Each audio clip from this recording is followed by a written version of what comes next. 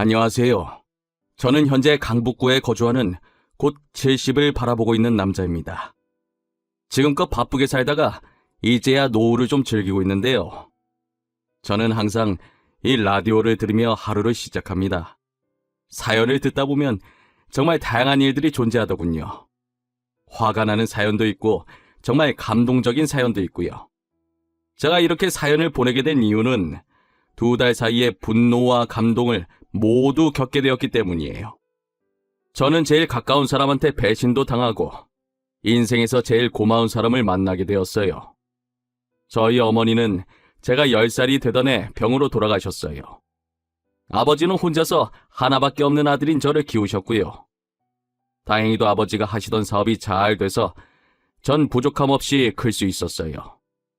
그런데 아들은 아버지 팔자를 담는 건지 저 또한 아내가 병으로 일찍 세상을 떠났어요.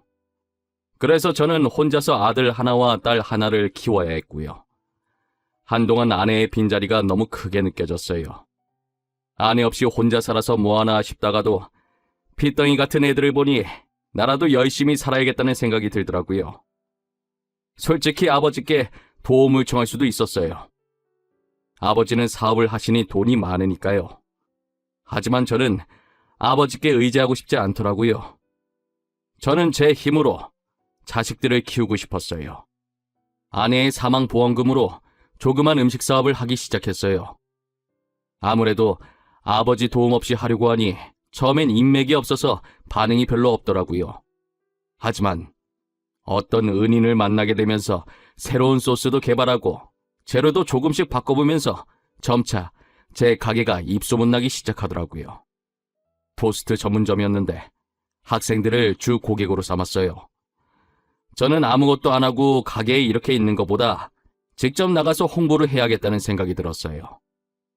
토스트 하나를 만들어서 시식해보시라고 먹기 좋게 그걸 반으로 잘라서 종이컵에 담아갔어요.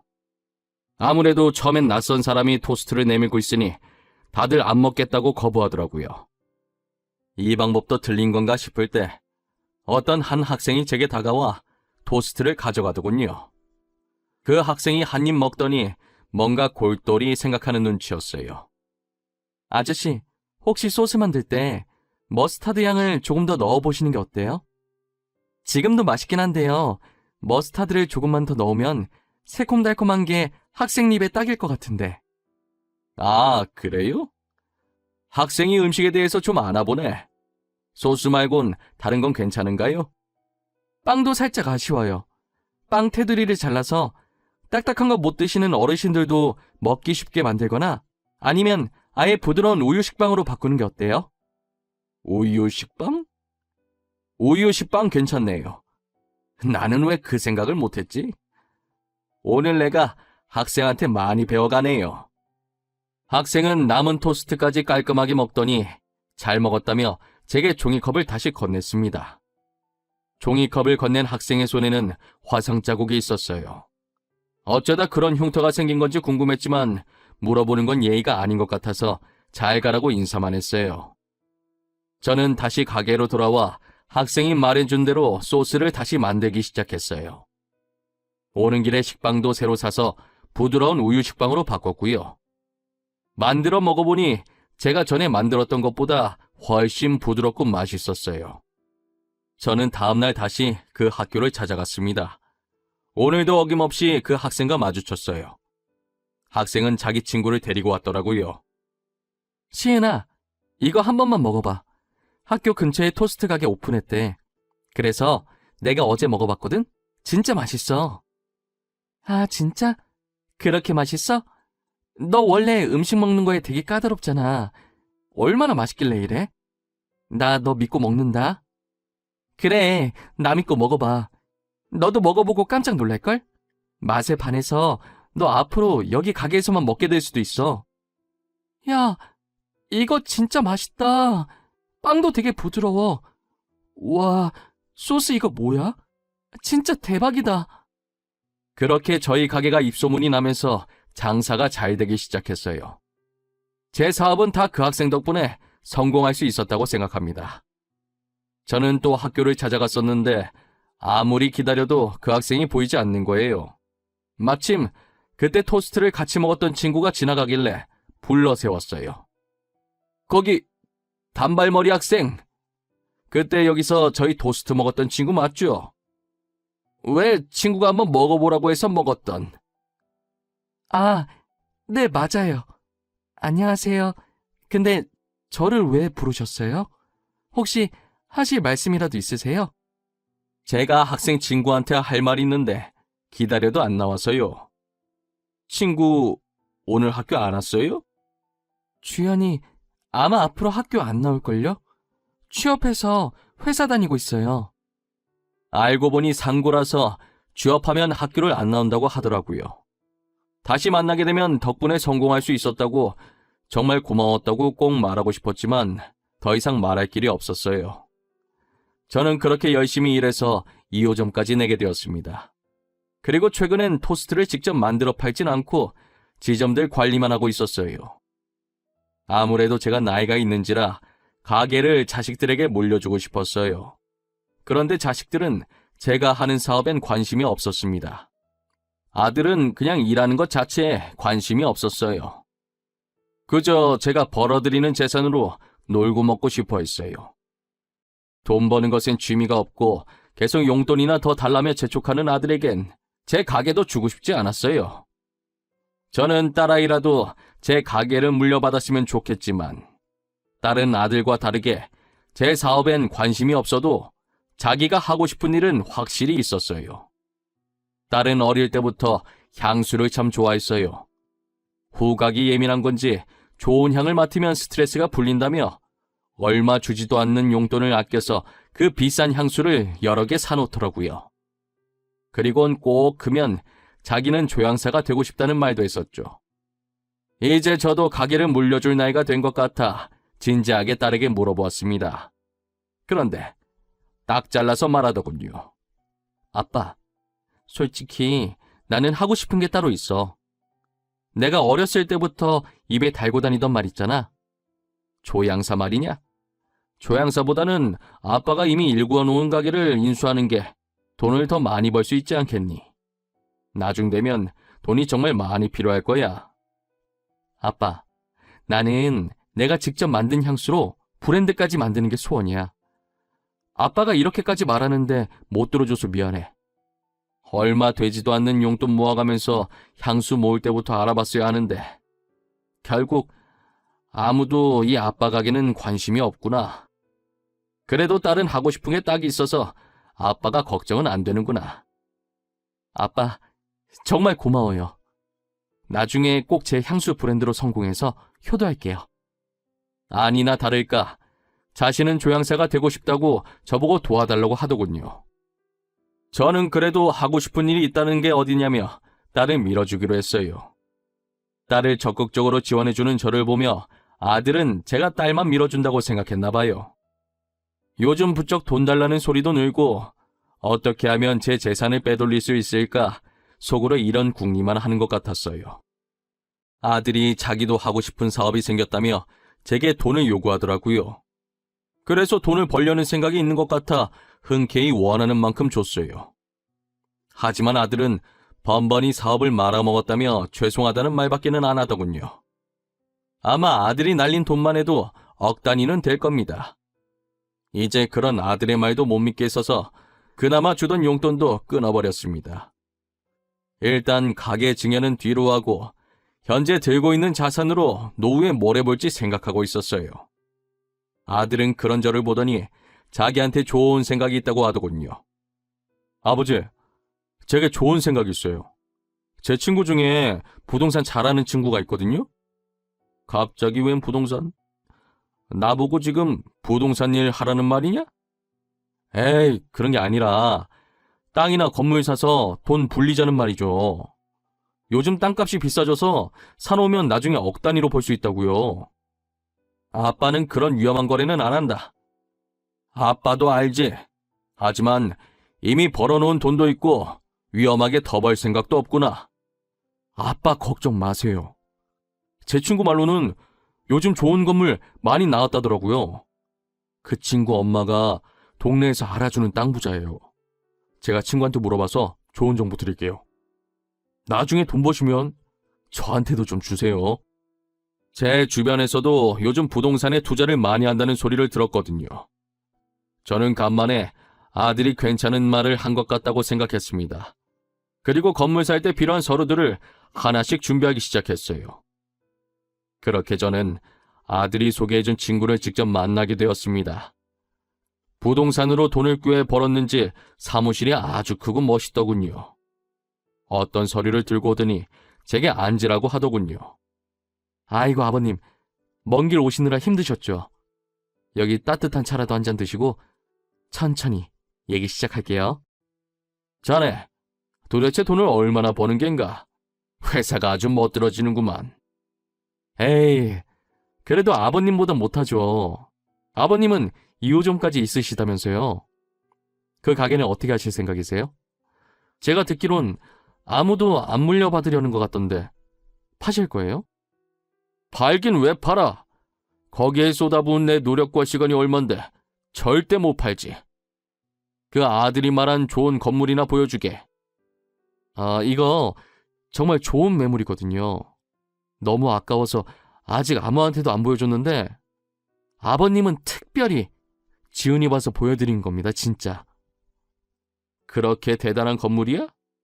내가 살다 아들 덕을 다 보겠네. 어디 한번 물건이라도 좀 봅세. 저는 당시 아무한테나 안 주는 정보라는 말에 솔깃해서 열심히 아들 친구의 말을 들었던 것 같아요. 하지만 사람 일은 모르는 것이라 조금만 생각해보고 다시 연락 주겠다고 하고 나왔습니다. 저는 아들 몰래 딸아이 방으로 들어가 딸에게 낮에 있었던 부동산 얘기를 했어요. 딸은 제 말을 듣고 표정이 점점 일그러지더니 어딘가 기분이 좋지 않은 모양이더라고요. 아빠가 땅을 사든 건물을 사든 아빠 돈이니까 나는 상관없어.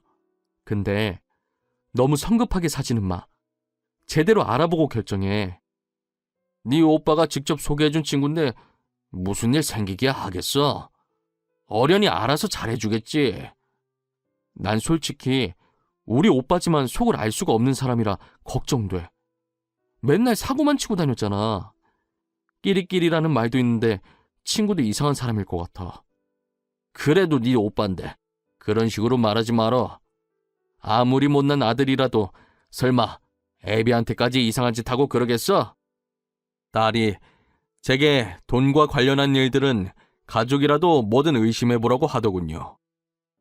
저는 딸아이의 말도 맞다고 생각해서 결국 사려 했던 건물은 보류하기로 결정했습니다. 아들 친구에게 일단 조금만 더 생각해보고 싶다며 의사를 밝혔어요. 얼마 지나지 않아 아들이 제 방으로 뛰어 들어오더군요. 아버지, 방금 친구한테 전화 받았는데 건물 안 사신다고 하셨다면서요? 진짜예요? 그 아까운 걸 진짜 안 사실 거예요? 그래. 그래도 거래는 신중하게 해야 되니 네 친구한테는 더 생각해보겠다고 말했지. 아니, 그 좋은 건물을 도대체 왜 안 사시는 건데요? 친구가 진짜 아까운 매물이라 아무한테도 안 보여주고 아버지한테만 보여줬다고 하던데. 아무리 좋은 매물이라도 내가 안 사고 싶으면 안 사는 거지 무슨 문제 있냐? 아버지, 왜 이렇게 답답하게 구세요? 이런 좋은 기회 흔치 않아요. 왜 바보같이 이 기회를 안 잡으려고 하시냐고요? 그 건물이 그렇게 좋으면 네가 대신 사거라. 난 살 마음이 없으니까. 그리고 더 이상 할 말도 없다. 이제 그만 방에서 나가렴.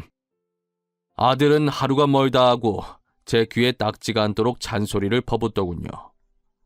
그러면 그럴수록 저는 건물 사고 싶은 마음이 더 사라져갔어요. 어느 날 딸은 누가 쫓아오기라도 하는 듯 헐레벌떡 집에 들어오더니 집에 아들이 없다는 것을 확인하고 제 방에 들어오더라고요. 아빠, 혹시 그 건물 샀어? 저번에 오빠 친구가 말한 그 건물 말이야. 아직 안 샀는데 왜? 네 오빠가 너한테 나 좀 설득해보라 시키더냐? 그게 아니고 일단 안 산 거지? 다행이다. 아빠, 그 건물 절대 사지 마. 무슨 일이 있어도 사지 마. 알겠지?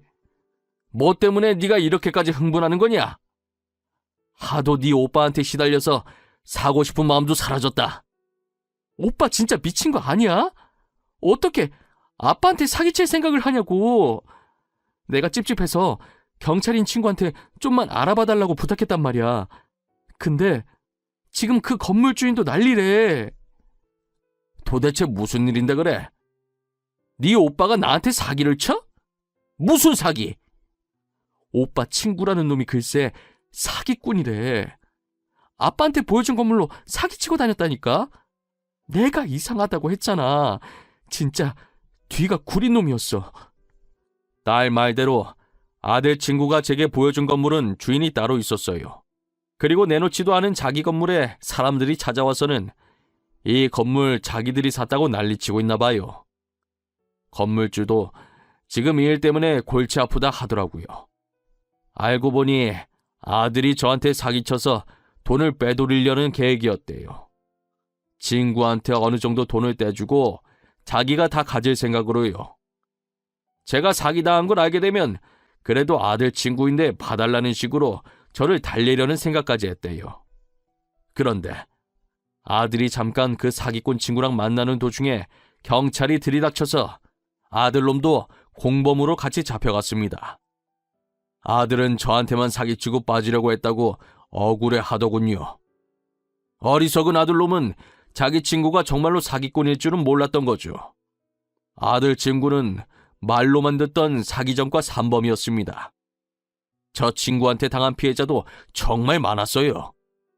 전 버르장머리 없고 무능력한 아들이 꼴보기 싫어서 집에서 쫓아냈습니다. 아들도 친구와 같이 고소를 당했다고 하더라고요. 고소를 당하든 말든 신경도 안 썼습니다. 저는 이제 아들 없다고 생각하려고요. 한동안 시끄러웠던 집안이 시간이 지나면서 다시 잠잠해졌습니다. 저는 다시 가게를 어떻게 해야 할까 곰곰이 생각하다가 갑자기 몇십 년 전 제게 소스를 알려줬던 학생이 생각났어요. 하지만 그 학생을 찾고 싶어도 학생의 이름조차 기억나지 않아 찾을 방법이 없었어요. 그러다 저는 우연히 그 학생을 찾게 되었습니다. 딸과 외식을 하려고 어느 고깃집에 들어갔어요. 거기서 홀서빙으로 일하고 계시던 여성분이었어요. 그분께서 반찬을 주려고 저희 테이블로 오셨는데 반찬을 건네주는 손에 그때 그 학생과 똑같은 화상 흉터가 있는 게 아니겠어요. 실례합니다. 혹시 땡땡 고등학교 다니시던 분 아니신가요? 네, 맞아요. 어떻게 아셨어요? 저랑 아시는 분이신가요? 선생님이세요? 아니요. 선생님은 아니고요. 그 학교 앞에 있던 토스트 가게 기억하세요? 종이컵에 시식해보라고 하면서 홍보하고. 토스트라... 아! 기억났어요. 제가 그때 주제넘게 훈수 두고 그랬었는데 그 가게 사장님이세요? 저는 몇십 년이 지나 드디어 그 학생과 재회를 하게 되었습니다. 다시 보게 되니까 너무 반갑더라고요. 그분도 저를 알아보시더니 반갑게 아는 척 해주시고요. 다시 학교로 찾아갔었는데 취직해서 이제 학교 안 오신다고 하더라고요. 회사 그만두고 여기 사장님 되신 거예요? 아니요, 알바생이에요. 그때 저희 아버지가 사업하셔서 아버지 회사로 들어간 거였어요. 지금은 사업이 망해서 아르바이트나 하면서 지내요. 괜찮으시면 저랑 같이 일하지 않으실래요? 그 토스트 가게는 주연 씨 아니었으면 진작 망했을 거예요. 아, 제가 뭐 한 게 있다고요. 원래 사장님 토스트 맛있었어요. 제가 아니었더라도 분명 잘 됐을 거예요. 아닙니다. 주연 씨가 알려주신 대로 해서 잘 된 거예요. 친구들한테 홍보도 많이 해주셨잖아요. 그러니 저희 가게는 주연 씨 덕분에 큰 거죠. 계속되는 저의 설득에 주연 씨는 저희 가게로 오시기로 하셨어요. 저는 이 가게를 꼭 주연 씨에게 드리고 싶었습니다. 당연히 주연 씨는 받지 않겠다고 하시겠지만요. 저는 주연 씨에게 인수인계 끝나는 대로 가게에서 물러나려고 합니다. 이제 나이도 많이 들었고 딸과 함께 쉬고 싶어요. 그게 무슨 소리세요, 사장님? 자식분들한테 물려주셔야지 이 가게를 왜 저한테 주세요? 제 자식들은 이 가게에 관심이 없습니다. 딸은 따로 하고 있는 사업도 있고요. 이 가게는 주현 씨가 만든 거나 다름이 없어요. 그리고 저도 주현 씨라면 믿고 떠날 수 있을 것 같고요. 주현 씨는 계속 사양하다가 결국 두 손 두 발 다 들고 제 뜻대로 가게를 받으셨습니다. 딸은 제게 그동안 수고했다고 이제 가장의 무게를 내려놓으라고 하더군요.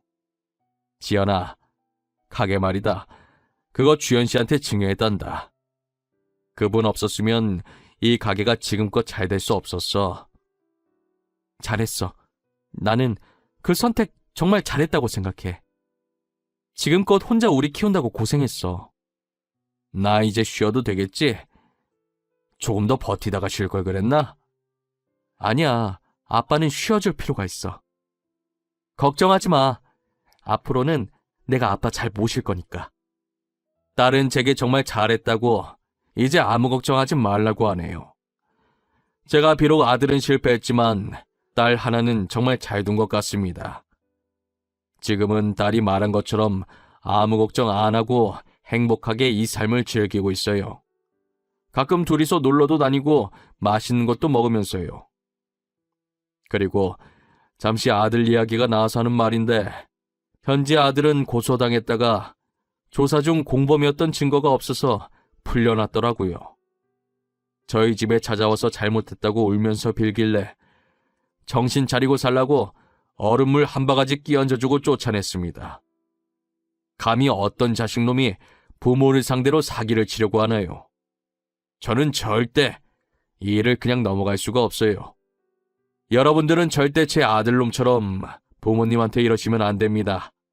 나중에 후회하지 마시고 살아가실 때 더 잘해주세요. 제 이야기는 여기까지입니다. 들어주셔서 감사합니다.